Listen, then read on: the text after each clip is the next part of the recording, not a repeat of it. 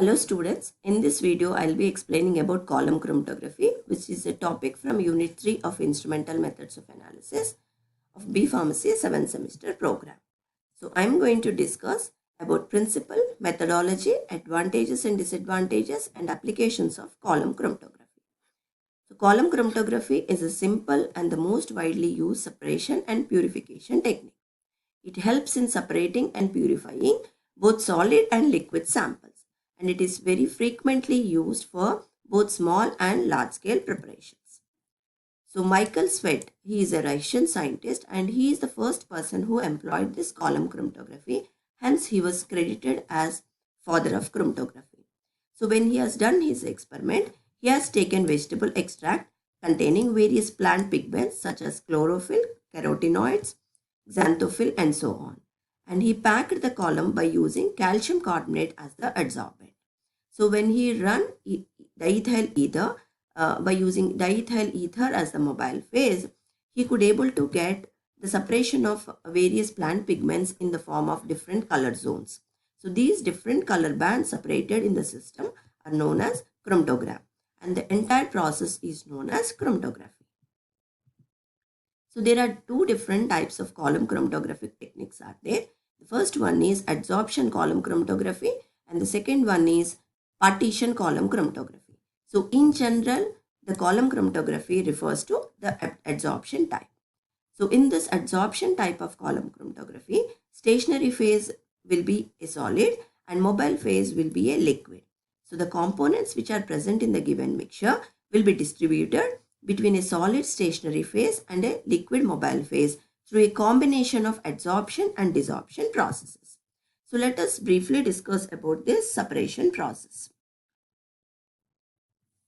So first we need to select a column, and column should be filled with the stationary phase. Okay, and then sample material should be loaded at the top of the column. Then mobile phase will be applied by suitable means. So when the mobile phase is run along with the column containing sample and stationary phase, let us say in this mixture we are having two components. Okay, so one is green component and another one is orange color components. So the component which is having least affinity towards the stationary phase will be traveling at a faster rate. So out of these components here, green component is having weaker interactions with the stationary phase. So that is the reason it will travel faster and it will be eluted out of the column first. While the other component, that is orange color product, is having stronger interactions. That is, it has higher adsorptivity towards the stationary phase. So that is the reason it will travel slow and it will be eluted out of the column at the latter stage. So this is how the given mixture of components, depending in their adsorptivity towards the stationary phase, will be separated at different time points. So this adsorption column chromatography is the most widely used technique over partition chromatography. And this adsorption column chromatography we can use both for isocratic as well as gradient elution techniques. Okay, so till now I have discussed about a brief introduction, history and the principle involved in column chromatography. So you can pause the video and you can revise the concepts and you can whatever you learned till now, and you can practice these questions. So I have given here two questions, you can practice them. So I hope you have completed those questions. So let's move further. So let us see the construction of apparatus. The construction of apparatus is very simple and very easy. So first we have to take a column of suitable dimensions. So the selection of column depends on the size of the material that we want to separate. And then the bottom of the column should be packed with some suitable materials. They can be glass wool, cotton wool, asbestos pad we can use, or a layer of sand also we can fill, or fritted disc can also be used in order to prevent silica or whatever the adsorbent material that we pack in the column from going through this particular stop cloth. And at the top of this fritted disc, we can pack the column with silica gel. Always 2/3 of the column should be packed with the adsorbent. Then over the adsorbent layer, now we have to load the sample to be separated. That is the mixture to be separated, and on which a column of mobile phase will be maintained.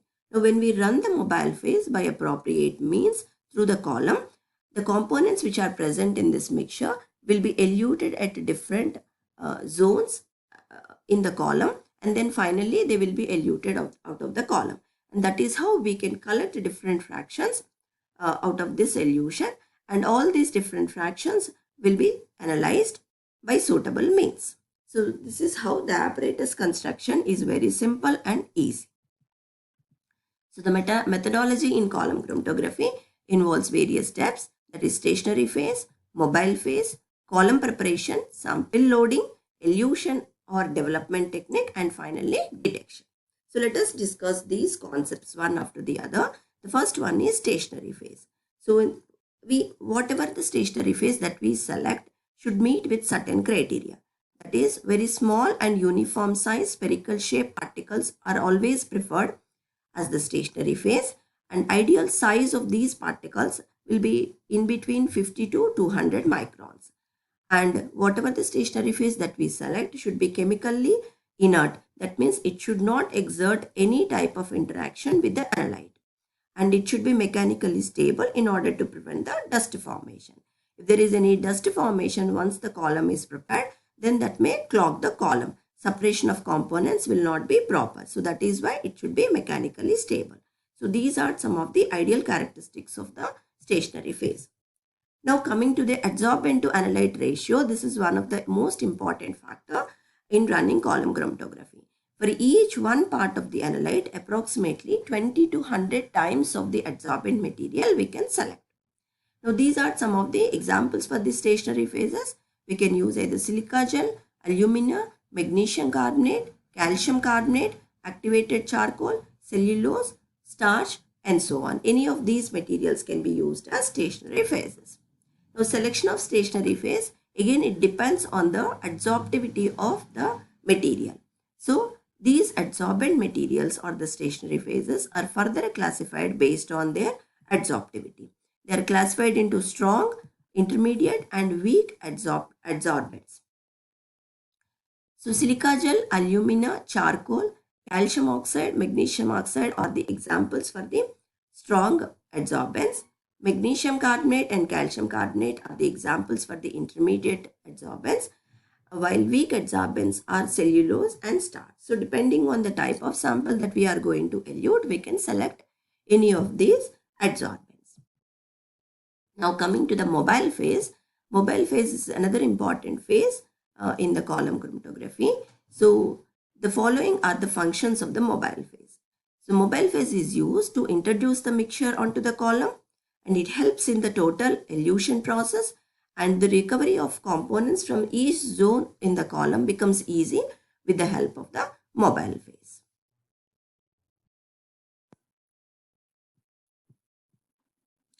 The mobile phase or eluent is a solvent or a mixture of solvents can also be used in order to move the compounds through the column. The choice of solvent depends on the solubility of the analyte and also their eluting power. Solvents selected are usually based on the elutropic series. The elutropic series consists of various solvents in the increasing order of their eluting power for a given adsorbent.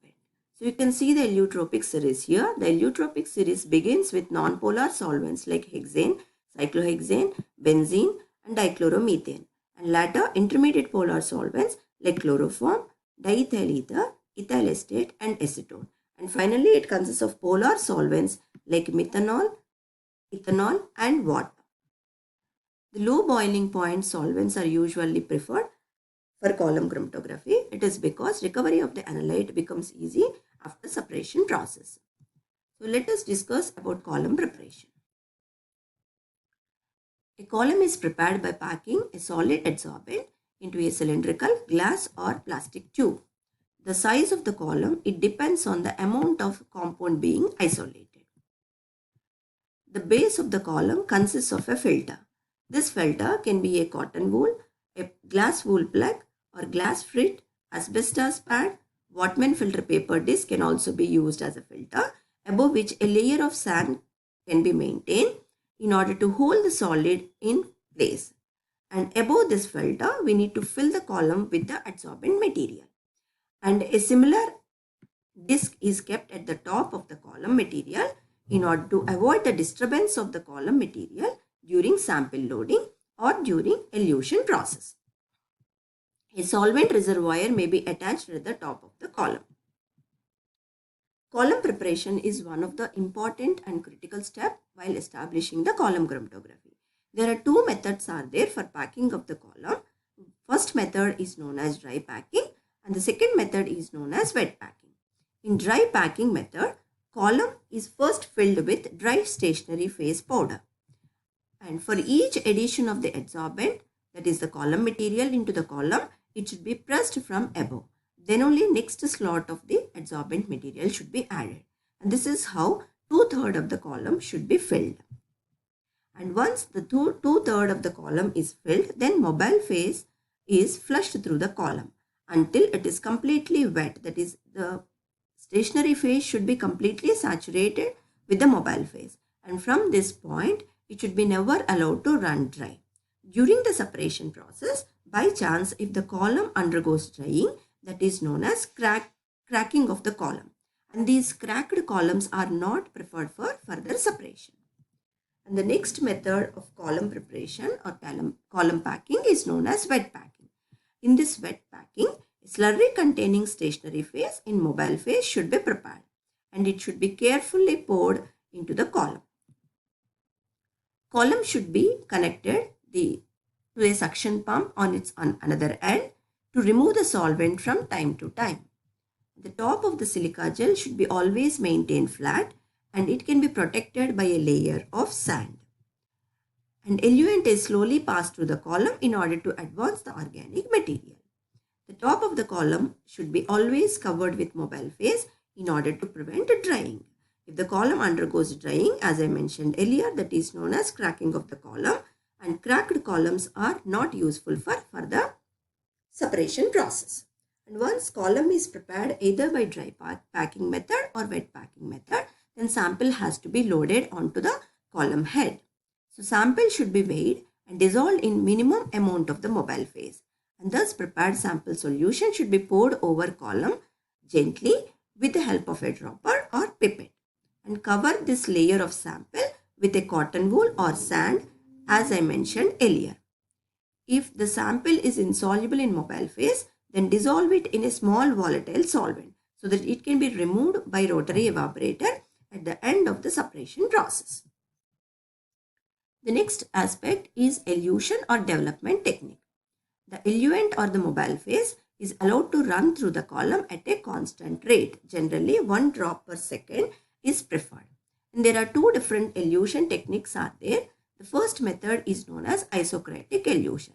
So in this isocratic elution, the composition of the mobile phase is maintained constant throughout the separation process. As I mentioned earlier, the mobile phase can be a single solvent or mixture of solvent. Let us say for the given separation, we are using a mixture containing a ether and chloroform in 1:1 ratio. So the same ratio and same solvent composition should be maintained throughout the elution process. So this is known as isocratic elution. The other type of elution technique is known as gradient elution, in which the mobile phase composition will be continuously varied throughout the separation process. Let us say under gradient elution, we want to use mixture containing cyclohexane and ethyl acetate as the solvent. Cyclohexane is a non-polar solvent and ethyl acetate is relatively polar solvent when compared with cyclohexane. So first we have to run the column by using non-polar solvent. So we will use only 100% of the cyclohexane, and later stages slowly we will increase the ratio of ethyl acetate and we will decrease the ratio of cyclohexane. So that is how we can run the column with 90:10, 80:20, then at one particular stage with 50:50 of both the solvents, and towards end 10 parts of cyclohexane and 90 parts of ethyl acetate, and finally we should run the column with 100% of ethyl acetate, which is relatively polar when compared with cyclohexane. So this is how gradient elution will be performed. So this elution process usually requires several hours or days. So that is the reason automated devices are available. So these automated devices consist of fraction collectors which collects the fractions based on time. And these collected fractions can be further analyzed by suitable methods. So whatever the fractions are collected, finally examined by appropriate methods. So if the mixture that consists of different color samples, then color bands can be seen visually when they move down to the column, and they can be collected accordingly. On the other hand, for colorless samples, there is wide choice of testing is available. They can be tested by any other chromatographic technique like thin layer chromatography, gas chromatography, or they can be analyzed by using spectrophotometric analysis or titrometric analysis, or even by using fluorescence sensitive sheets which can be observed under UV radiation. Alternatively, the collected fractions can be quantitatively measured by using various types of the detectors. So a list of detectors is given. The choice of detectors, it depends on the type of sample that we are going to analyze. The first type of detectors are known as optical detectors, which are mainly used for the continuous flow photometric analysis. They are nothing but the UV visible and fluorescence detectors like photovoltaic cells, phototubes, and photomultiplier tubes.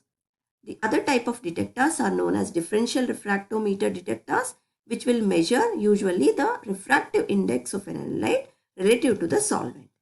And the other types of detectors includes frame ionization detector and conductivity detector. They will measure the analytes in a gas stream. Advantages of column chromatography. As I mentioned earlier, the construction of apparatus is very simple.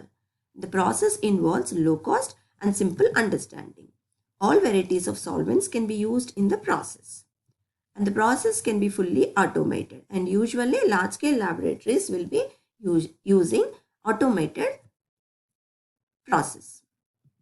And coming to the disadvantages, it is a lengthy and time-consuming process. Small quantities becomes inadequate. We cannot use the column chromatography for the separation of small quantities because only the substantial amount can be used for further separation. The process is expensive when compared with paper chromatography and thin layer chromatography, and it is a long process, so it needs attention and focus throughout the process. And if the process is automated, as I mentioned earlier, then it becomes more costly. So these are some of the disadvantages of column chromatography. And finally, applications of column chromatography. Column chromatography can be used for the isolation of active constants and also separation and their purification, like amino acids, steroids, carotenoids, alkaloids, and so on. These types of materials can be isolated, separated, and purified by using column chromatography. And the extracts which are obtained from different parts of the plants can be subjected for concentration by using column chromatography. And removal of impurities is also possible by using column chromatography. So in that way, it is used for the purification of some of the materials like vitamin B12, oxytetracycline, and so on. And isolation of metabolites from biological fluids is also possible with the help of column chromatography. Few examples are isolation of 17-ketosteroid from urine and cortisol from blood. These are some of the applications of column chromatography. So I request you to pause the video and quickly answer these questions. So the third question is, in column chromatography, the mobile phase is dash and the stationary phase is dash. So the answer for this question I have discussed under principle of column chromatography. And the fourth question is, eluting power is related to the dash. So the answer for this question I discussed under methodology of column chromatography. So I hope you have completed these questions. So please subscribe my channel so that you will be notified for my next videos. If you like or if you don't like also, please mention in comments so that I will try to serve you better. Thank you.